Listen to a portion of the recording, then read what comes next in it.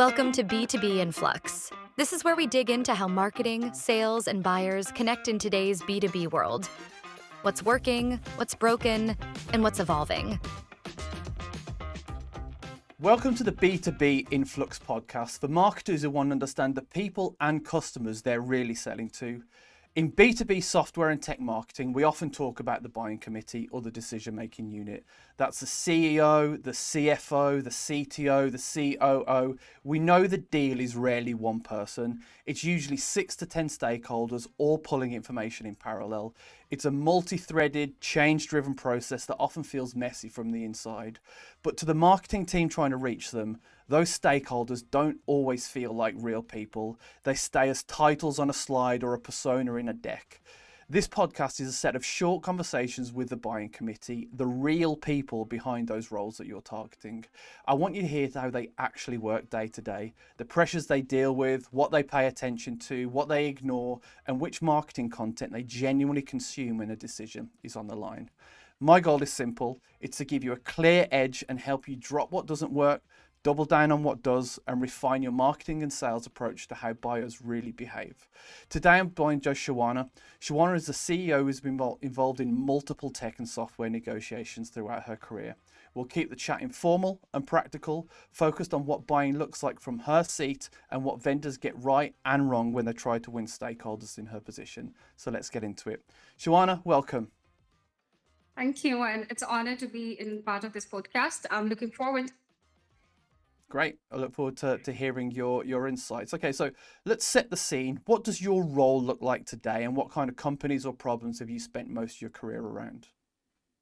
Yeah, so after 12 years in business from 2014 onwards, if it's a long journey, and if I look like today after 12 years, it's mostly look like a strategy part. Along with that, to make sure that the company is ready for the next 5 to 10 years. So Mhm. it's almost like okay, we achieved for whatever we can in tech market for last 10 years, but it's not enough after Mhm. AI disruption, after a lot of different, code tax, we need to make sure that as a CEO, we are investing our efforts, energies, and the vision need to be aligned with how I can take my company and get ready for next 10 years. So if I look like today, it's all about how I can improve the systems, the flows, and how I can better the company positioning in the market nationally, internationally, and so it's all about the strategic work from the CEO seat. Okay, great. You're going to have some brilliant insights for this. Okay, so let's bust some myths. When people hear, especially marketers, the word CEO, what do you think they usually assume about your job that probably isn't true in practice, and what actually takes up your time and energy, and like what are your real priorities? Yeah. So from marketer side, sometimes they misunderstood CEO as a key decision maker and marketing stuff. There's actually a team, you know. So the CEO can't be a jack of all trades. If Mhm. CEO can jump into the every department on low level surface items, the checklist. So then CEO could not be focusing on the high level strategic stuff. Correct. So mostly, actually, I got a lot of emails from marketer to how they can approach organizations or Rexha Labs marketing departments, but it's CMO or it's marketing department who is actually the best match to filter stuff till it's decision making stuff. Mhm. So let me make it clear. The I personally believe in that. Like for let me give you some example. A finance person, uh, actually he should or she should know better about his or her department more than the CEO. Same goes Mhm. for if we talk about marketing stuff, the CMO or marketing person in the company is actually more responsible for decision making and the direction of the company for marketing stuff more than a CEO. Mhm. You got my point? So actually, sometimes marketer misunderstood CEO being a decision maker of all the marketing stuff, Mm. you know. Yeah. So So I'm CEO going to. is just a person. Yeah. No, no, sorry, please carry on. Yeah. So CEO can give initiative or direction to the team. Now it's CMO or marketing person department or their task to actually initiate the company directions. Hmm. So would you? So the CEO would be involved, but it would purely be from a strategic direction. Are you? Yeah. Would you be typically giving the direction for the CMO to execute? If it's a major software or tech decision, are they coming to you and saying, "Hey, this is what we're thinking of doing," and then you align that with where you're seeing the strategy, or I guess it could be both. Yeah, I actually give them an end goal which they need to achieve. You know, Hmm. so if there is some, let's suppose I was looking for some software which need to be implemented within the company. So I'm the one being a CEO who is going to analyze the market, and I can understand. Okay, this software is going to automate most of my basic stuff or the manual stuff. So I'm the one who is just going to give them a direction. Hey, the person who is responsible for that or the department who is responsible for that. So this is the vision and this is the end goal I'm looking for. Correct. Hmm. So Yeah. after that, it's the person who is actually, I believe in, best person for the best position, a Hmm. competent a person who knows better than me on that specific subject. Hmm. So this is how actually the cycle goes on and decision making for major software stuff, major decision making of the company. So, and as a CEO, I also believe in that I mostly have different advisors of different subject matter expert. So we had mostly board meetings where we are open, the floor is open for different pro and cons of that decision making. So first we do a brainstorming of the major decisions. So it's a brutal honest ground where I'm always open for the core member, board advisor, and general manager and different part of my team members to sometimes being a CEO I said okay, do this, but my CFO can say, hey, ma'am, we need to look into finances. We need to check it Hmm. out. Maybe my general manager can say, Shawana, we have top priorities going on for this quarter. We have to hold this for maybe quarter two. Hmm. So after listening all the opinions, then of course I'm the decision maker. If I said, okay, go ahead, then of course we need to go into it. This is how mostly decision making about major decisions looks alike. Hmm. Yeah. Interesting. So that meeting when you're together with all the other senior executives, that's a face-to-face meeting where you're all kind of bouncing the idea around and you're being challenged by the different experts in their different fields. Yeah, it's basically board meeting sort of stuff. Some people are in Zoom sometimes, some are in house. So I mostly prefer in room board meetings. But if Mhm. there is any issues, so of course Zoom meetings are also preferred. Mhm. Okay, Yeah. so you said you probably wouldn't be involved in the end solution, so kind of asking how you would typically discover new vendors or solutions might not be the right question for you, but just generally, how has AI helped change the way you research and form opinions on companies and venues? And like, where is it actually helping you, and what can you do that you couldn't do before? And are there areas you see that there's actually not a shortcut that even AI can't fix when you're evaluating new people?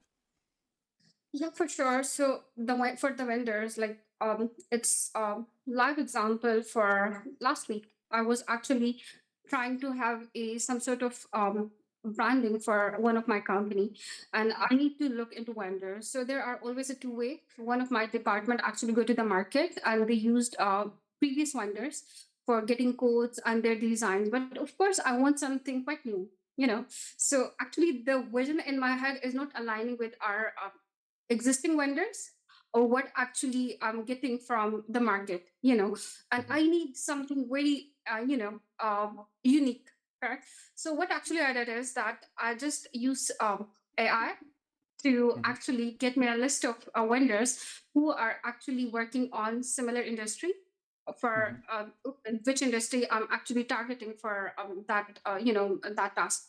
So AI actually get me a list regarding to my all the requirements, and when I call them, do you believe in that? When I call them, they said, "Okay, we are coming, we are visiting you, and we are giving you 4 to 5 designs." And I'm surprised to see their designs because they are actually quite similar to what actually I'm looking for. Mm. Because AI actually did analysis from their website, their services, their portfolios, their existing material, they input in their social medias, their, all the stuff. So they recommend me 4 to 5 vendors, and the three tops. I'm actually surprised to see their design. They are quite relevant to what actually the prompt I give to AI. Mm. So you're Yeah. seeing, okay, so you're seeing good accuracy of when you're using AI, and so are you typically? Sounds like then your AI research is around. Do they have practical and experience in what you're actually looking to do, and you're looking for case studies and solid examples? That's how you're using AI to compile the research. Is that fair to say? Yeah, yeah, it's accurate. So, other than AI, where will you typically go to consume content? For consuming content related to the just business case studies or For related to business, one year. are you using LinkedIn, other websites, blogs, case studies? Do you use Yeah, analyst reports? Like as a CEO, like where is yeah. your content consumption? Yep. So I actually, it's my habit from last even 14 years to daily actually give 15 to 20 minutes to LinkedIn to see actually what my peers are doing.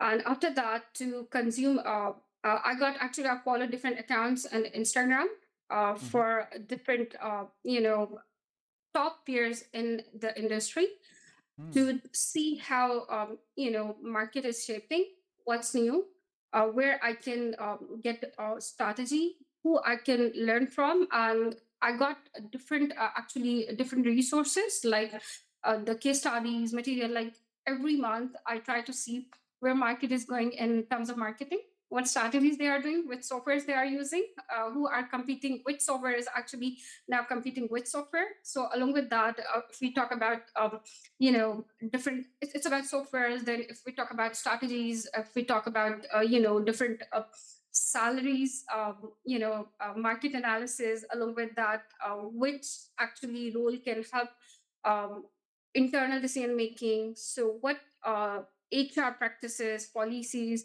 So if we are doing newsletters, if we are doing email campaigns, so how we can improve our existing approaches. So I follow actually a lot of different accounts, Hmm. and I do study the main actually the tech giants case studies Hmm. and their portfolios, their reports, how they are getting into next 5 year tech strategies. And I do prefer live visiting to different conferences, tech conferences around the globe, to see how actually people are doing. Where they are going to actually do analysis. I love attending different talk shows, conferences to consume the content from the expert of the market. Sometimes, do you believe in mostly actually? Some people actually on CEO level they avoid to sit for 6 to 7 hours or 4 to 5 hours in some sort of seminars or conference. But I do love to stay and to listen people who are expert of different even industries. But at the same time, I can grab some chunk which might help me out. Mm. So I have a goal to attend at least 1 to 2 conference every quarter, Hmm. and to attend even master classes to learn how actually other CEOs or other companies are improving themselves. So I'm always open for learning. So I love learning. Wow, the amount of things you shared then, Shawana, that marketers are going to prick their ears up to hear how proactive you are. So at the start, you mentioned when you are looking for a solution, you trust the experts in your business to go with it. But before that, you have a broad understanding of things that are going on and what people are doing. So you're coming into that incredibly educated before you even set them off. So that's really interesting to hear. You said something really interesting there as well. You have separate Instagram accounts. Is that so for certain areas in which you're researching, you have an algorithm set for the right that kind of research? Yeah, so there are different Instagram accounts. For strategy, there are different. For marketing, there are different. So there Hmm. are some expert in marketing stuff I do follow. There are different AI people who are actually integrating different stuff along with, if we talk about managed services, if we talk about cybersecurity. So there are different people I do follow, and I randomly check.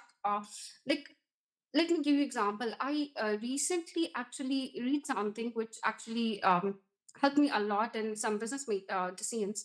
So actually what's going on that we do mostly hire the people who can learn from us, and we can train them after 6 to 8 months, and they would be in shape to add value in the company. But Hmm. some time ago I learned that hire a person who can teach the CEO how to make things done. Hmm. It's a different narrative, you know. So and even when I started hiring the best people for the best person, my ROIs and KPIs improved around 30 to 40%.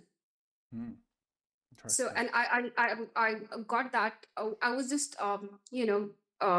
navigating Instagram in my free times, learning codes, just reading the different codes and different marketers, different tech CEOs, and I just saw that. I grab it, and it's amazing. So yeah. Mm, very interesting. So it's You not mentioned what? always, not all for CEO side. It's not always like core business people to follow. Sometimes a basic salesperson, basic executive, or sometimes high level expert from some other industry might help you out to change your decision making Mhm. or brainstorming. Interesting. You mentioned one format that you like was to actually go into conferences, and you try to go a couple of times a quarter. When you're consuming content, do you have a particular format that you like? Is it carousels? Do you particularly like videos? Do you like longer reports? Like, do you have preferences? Yeah, I do like just a 1 minute, one liner, short stuff. Which yeah, so it might be short video, 20 to 30 seconds video. I mostly don't like very like lengthy videos. I mostly like to consume the content which is short, summarized, and brief. Hmm. Yeah. So So much if gold. Yeah. sometimes when I'm free on sometime weekends, so maybe I can watch a video of 10 minutes, 15 minutes, or some podcast of 1 hour or 50 minutes. That's enough. Hmm. Yeah. Interesting. Really, really interesting stuff. So let's kind of go that. So you've done your research, your team's looking at it. Like when you're kind of comparing vendors or solutions or offerings, or you're thinking of going in a different direction, like what kind of information helps you differentiate them? You kind of mentioned with AI that you're already doing a lot of that research. That's a very interesting question. Even when I was looking into the questions I received, I love actually this question, and I Hmm. really want to speak about this. So it's going to be interesting for you and for the people. Uh, when I select vendors, so there are some people I found very consistent who keep outreaching me. I saw their name or their email in my email inbox about their services pitching maybe 15 to 20 times in last 2 quarters. Same goes for if they still reaching me out in my LinkedIn or my Facebook pages, my Instagram pages. So if I found them consistent, they keep reaching me out. So whenever I need something, do you believe in the first name pop up in mind is the person who is consistent? I really Interesting. appreciate that and regard that. Oh my God, oh, John is messaging me from last 1 year. Oh my God. So whenever I got that request within the company, maybe changing the vendor for my internal marketing stuff for email campaigns. So I know, okay, John is reaching me from last 1 years. He is reaching me on every possible platform I got. So he is going to be my first choice. I'm just sending the contact details to my core team. Hey, please, as a top priority, contact this person because he is consistent. So I believe that when I'm selecting the vendors, so my core list, along with the research, along with the people who are actually outreaching me through any means in social media or through email campaigns. They are always part of my list, to be contacted for that specific service I'm looking for. Fascinating, and I think marketers are all going to prick their ears up when they hear this. The thing that we often say to our clients is when somebody's looking for a vendor, the first place that they search is not online, it's not websites, it's their mind, right? It's memory, and you're saying that this consistency of touch points is incredibly important, and especially if it's over a year as well. If it's a complex solution, it's having those touch points, because in B2B marketing, the conversation is between brand and capture campaigns. Like, how much do we Yeah. invest in just staying top of mind for when the person is? So yeah, that's really interesting that you are a perfect use case of why brand work over a long period of time is incredibly important. Yeah, so we mostly call it relevancy. Hmm. If the person who is reaching out is relevant, you check the portfolio, it's up to the mark, then of course deal done. Great. I know something that's interesting for kind of CEOs and kind of technical buyers as well is that whether a vendor is going to still be around in 5 years, especially if it's something bigger, complex. Like, do you have a process that you go through to know that they're going to be around, that you know that it's the new kid on the block that's going to fizzle out in a year time? Yeah, for sure. So if the vendor got 3 to 4 traits, which are quite necessary for long-term collaboration or commitment with a B2B sort of a service exchange. So what actually in starting, I always prefer demos, correct? And after demos, if they are relevant, if they are consistent, and if they are actually fulfilling the purpose regarding it's not always about very big giants, because I got recently some experience to work with some very tech giants for some tech stack migrations. And after that I got a similar solution for some sort of startup company, and they were hungry. They want to be a long-term collaborator, so their services are mind blowing. So Mm. sometimes for CEOs, it doesn't matter that you are dealing with some companies who is actually with 1,000 to 2,000 employees.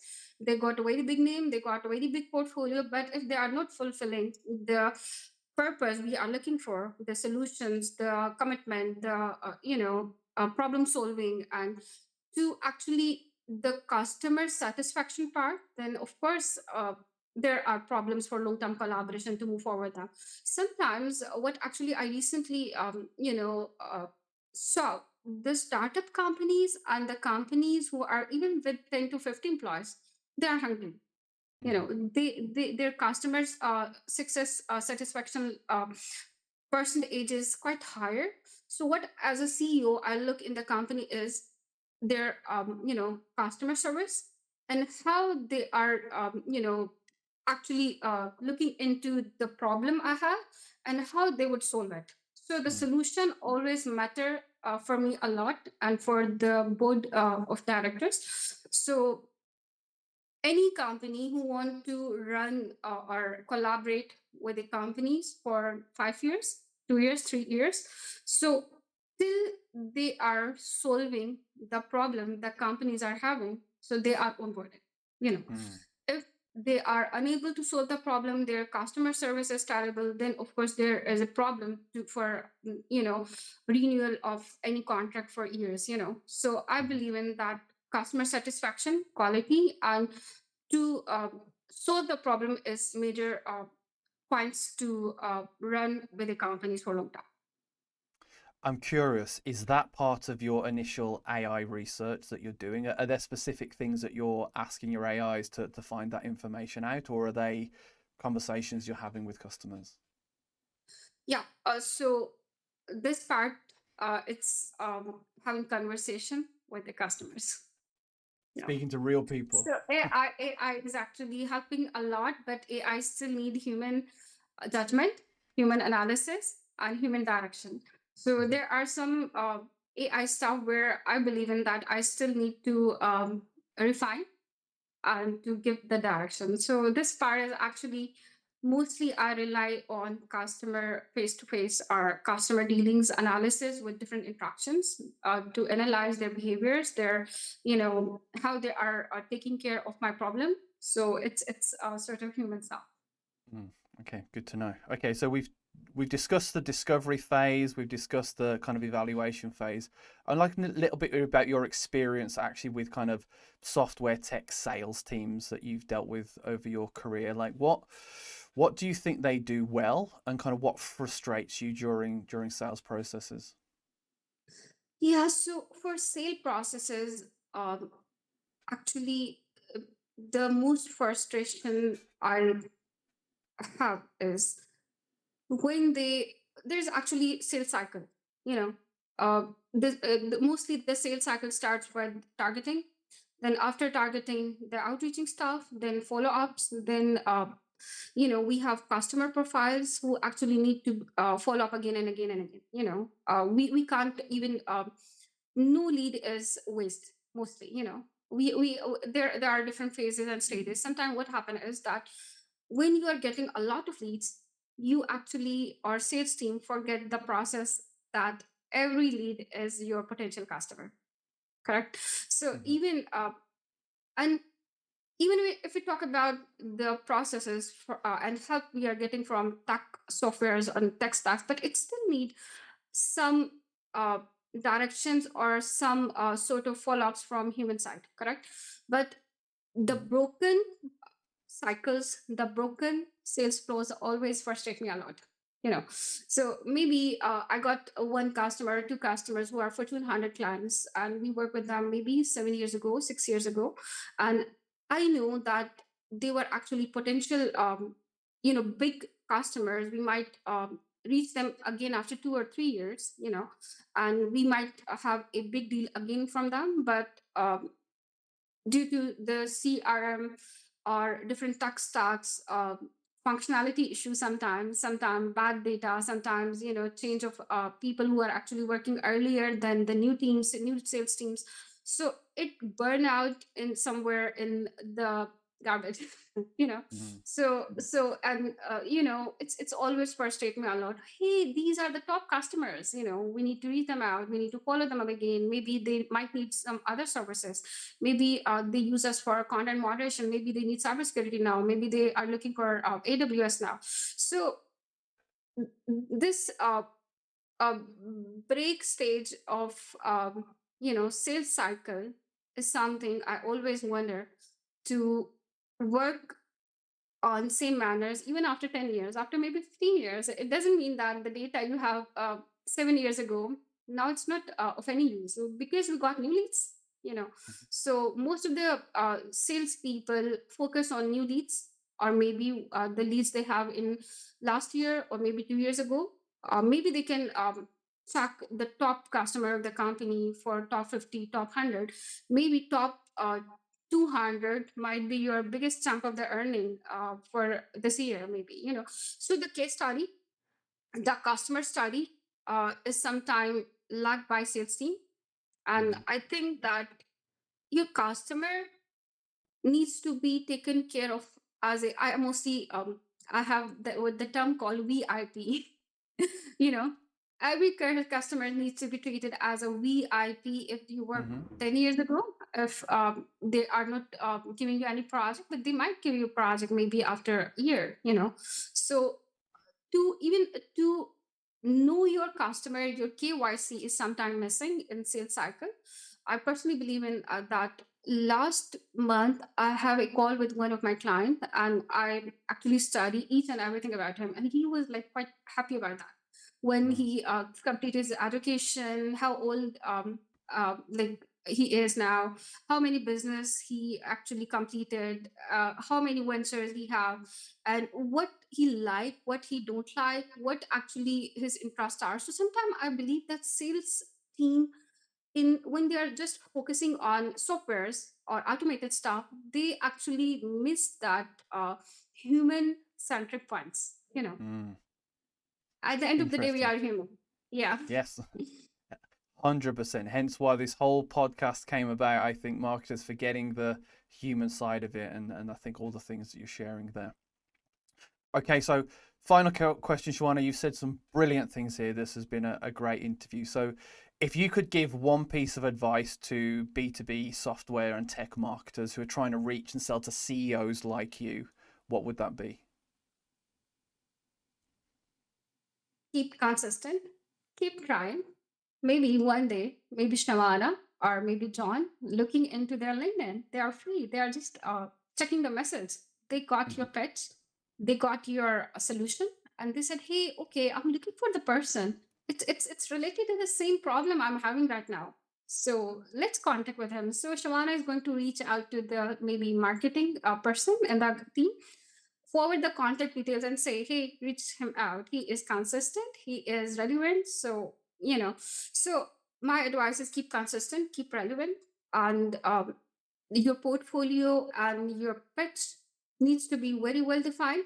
Whatever you are selling, why you are unique, what problem you are going to solve for my company. So if you are sending all the information to the CEOs, there must be one day, you know. Mhm. Yeah. Shawana, thank you so much for your time. This has been a really, really good interview. Yep, sounds good. Thank you. Thanks for spending time with us on B2B Influx. To learn more, head to somebodydigital.com.